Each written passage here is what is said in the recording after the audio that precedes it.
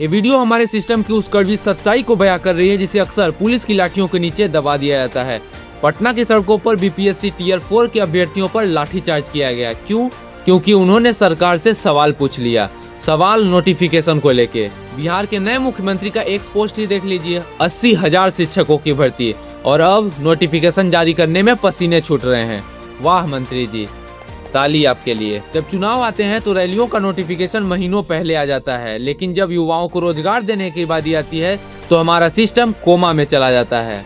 अगर विभाग के पास नोटिफिकेशन जारी करने का समय नहीं है तो पुलिस को लाठीचार्ज करने के लिए भेजने के लिए संसाधन और समय कहां से मिल जाता है। युवाओं की उम्र और उनकी मेहनत किसी भी नेता के सुविधा के हिसाब से नहीं रुकती।